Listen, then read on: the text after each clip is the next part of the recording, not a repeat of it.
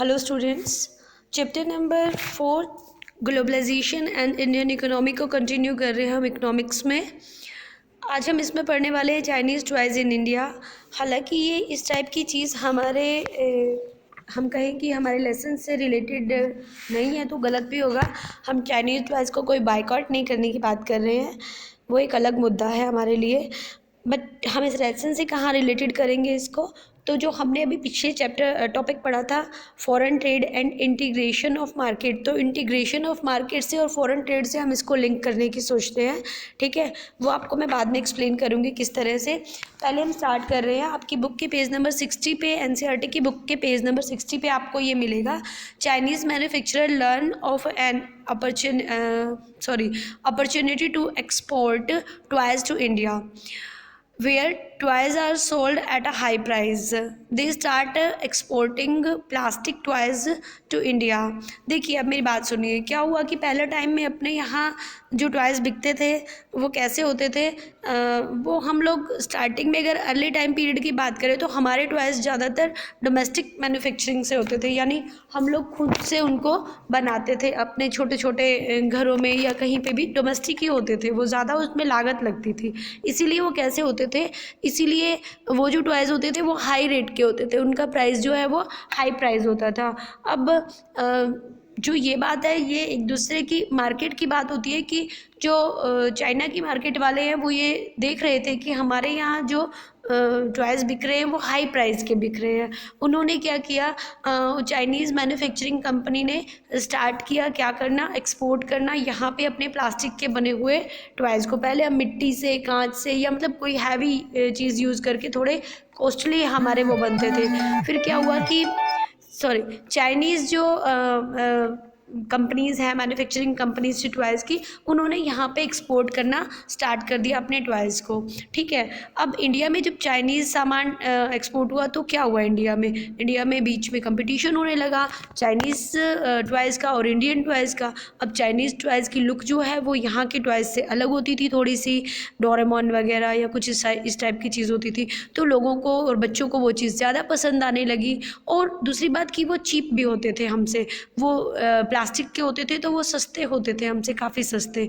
ठीक है, उनका प्राइस भी चीप था, उनके डिज़ाइन भी नए नए होते थे। हमारे डिज़ाइन से बच्चे अब थोड़े से पक चुके थे, ये कह सकते हो आप, या उनसे बोर हो चुके थे, तो उनके नए डिज़ाइन देख के, उनके नए नए तरीके देख के अट्रैक्शन ज़्यादा होने लगा। ठीक है, फिर चाइनीज़, मतलब अगर कंपटीशन हुआ चाइनीज़ और इंडियन टॉयज़ का, तो चाइनीज़ टॉयज़ जो थे वो बेटर निकले। किससे? इंडियन टॉयज़ से। तो चाइनीज़ टॉयज़ की जो कंडीशन थी, हम कह सकते हैं कि वो इंडियन टॉयज़ से बेटर निकली, वो ज़्यादा पॉपुलर हो गए, मोर पॉपुलर हो गए। ठीक है, और इतने पॉपुलर हो गए और उन्होंने और ज़्यादा अपने बिजनेस को एक्सपेंड कर दिया यहाँ पे अपने इंडिया में।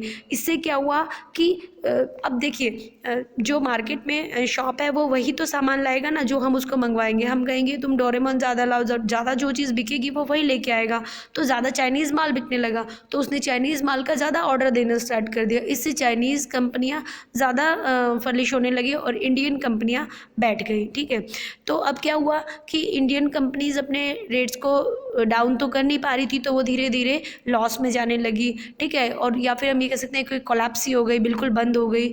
होता क्या है अब इसके बारे में ये सुन लीजिए कि किस तरह से, चलो ठीक है, चाइनीज़ कंपनीज आई, हम लोगों ने मतलब उनकी चीज़ें खरीदी, और फिर क्या बीच बीच में क्या होता है, बीच बीच में आप नहीं सुनते हो कि कहा जाता है कि चाइनीज़ चीज़ें यूज़ नहीं करनी। खासकर अब दिवाली आने वाली, तो दिवाली के टाइम पीरियड में ये ज़्यादा कहा जाता है कि चाइनीज़ जो सीरीज़ है, लाइटिंग्स है, वो नहीं लगानी है आपको, चाइनीज़ पटाखे यूज़ नहीं करने हैं। अब चाइना में ही सबसे ज़्यादा पटाखे बन रहे हैं और चाइना वालों को दिवाली का कोई मतलब भी नहीं है, तो आप समझ रहे हैं ना वो क्यों बना रहे हैं, क्योंकि वो लो रेट पर दे रहे हैं, चाहे उन्हें ज़्यादा बेनिफिट नहीं हो रहा लो रेट पर देने पर। समझ रहे हो, बेशक उन्हें बेनिफिट ज़्यादा नहीं हो रहा, उन्हें मार्केट में ज़्यादा पैसा नहीं मिल रहा, बिल्कुल बराबर ही पड़ रहा है, फिर भी वो यहाँ पे सस्ता सामान दे रहे हैं। क्यों दे रहे हैं, अब ये बात आपको थोड़ी सा समझनी पड़ेगी।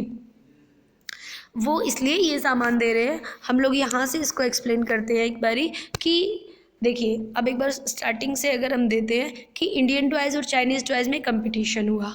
ठीक है, इंडियन टॉयज़ हाई प्राइजेस थे, चाइनीज़ जो था वो लो प्राइस था। चाइनीज़ मैन्युफैक्चरिंग इंडस्ट्रीज़ इंडिया में आने लगी और अपना एक्सपोर्ट करने लगी। चाइनीज़ टॉयज़ जो है वो बेटर प्रूव हुए, अच्छे लगे लोगों को, ज़्यादा उसकी मार्केट बनी, ज़्यादा उसकी पॉपुलैरिटी हुई, चाइनीज़ ने और ज़्यादा अपना बिजनेस एक्सपेंड कर लिया। उसके बाद क्या हुआ, इंडियन टॉयज़ का बिजनेस लॉस में जाने लगा, या उन्होंने अपनी दुकानें ही बिल्कुल फैक्ट्रीज बंद कर दी। अब हुआ क्या कि इंडिया में एक भी अपनी फैक्ट्री नहीं बची, सारा का सारा जो सामान था वो चाइना से आने लगा। चाइना वालों को पता चल गया कि अब इंडिया में कोई भी कंपनी फैक्ट्री नहीं है जो अपना माल बेचे या जिसके साथ हमें कंपटीशन करना पड़े। अब चाइना वालों ने क्या किया कि अपने ही रेट जो हैं वो बढ़ा दिए, समझ गए। अब वो क्योंकि अकेली कंपनी है टॉयज़ बनाने की, तो उसने अपने रेट बढ़ा दिए। जब उसने अपने रेट बढ़ा दिए तो लोगों के पास ऑप्शन ही नहीं है कि इंडिया का सामान लें, ठीक है। क्यों लेंगे, क्योंकि इंडिया वालों का तो पहले उन्होंने ख़रीदा नहीं था, तो इंडिया वालों ने अपनी मार्केट, अपनी दुकानें जो हैं वो, अपनी जो फैक्ट्रीज़ है वो बंद कर दी। अब बंद कर दी तो उन्हें मजबूरी में इंडिया से नहीं बल्कि चाइना से सामान खरीदना पड़ेगा। यही हाल अगर हम अपने एग्जाम्पल लेते हैं जियो का, जियो ने क्या किया, जियो फ़ोन ने फ्री में सिम बांटे, फ्री में बहुत लो रेट में अपने फ़ोन दिए, बहुत ज़्यादा फ्री में डाटा दिया, लोगों को उसकी आदत हो गई और लोगों ने खूब खरीदे। अब जब वो फ्री में इतना सब हो रहा था तो लोगों ने अदर जो थे, वोडाफोन था, आइडिया था, ठीक है, एयरटेल था, इन सब को लेना बंद कर दिया, तो इनकी मार्केट डाउन हो गई, इनको किसी ने ख़रीदा नहीं, ये सब आपस में इकट्ठा हो गए, मर्ज हो गए, या कोई बिल्कुल मार्केट से गायब हो गया, ठीक है। तो उसके बाद क्या होता है, जियो ने अब अपना रेट हाई कर दिया।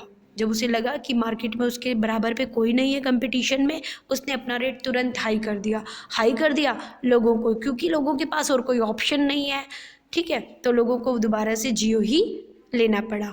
और अब उस जियो ने जो स्टार्टिंग में अपना लॉस किया था फ्री में बांट कर चीज़ें, अब उसने वो सारी चीज़ें वापस से बराबर कर ली। इसी तरह चाइना वालों को मे बी कि स्टार्टिंग में इतना फ़ायदा नहीं हुआ था, यहाँ पे अपनी मार्केट बनाने के लिए उन्होंने लॉस में भी अपनी चीज़ें दी, ठीक है, लॉस में भी अपने डिवाइस बेचे ताकि मार्केट ज़्यादा हो, पब्लिसिटी ज़्यादा हो, बिज़नेस ज़्यादा एक्सपेंड करे, और उसके कंपटीशन में जितने भी अदर टॉयज़ वाली फैक्ट्रीज़ या कंपनीज़ जो इंडिया की थी वो बंद हो जाएं। जब वो बंद हो गई या कोलैप्स हो गई तो क्या किया गया, तो चाइनीज़ ने अपना रेट हाई कर लिया।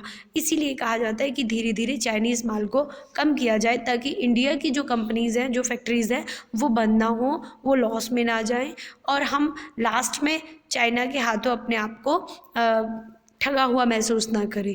ओके, तो वैसे ये रिलेटेड इस तरह से हो सकता है कि हम एक जगह से इंटीग्रेट हो रहे हैं, बिज़नेस इस तरह से बढ़ रहा है, चाइना ने अपना खूब बिज़नेस इस तरह से बढ़ाया, ठीक है, और इंटीग्रेट भी हम लोग एक दूसरे के साथ हुए।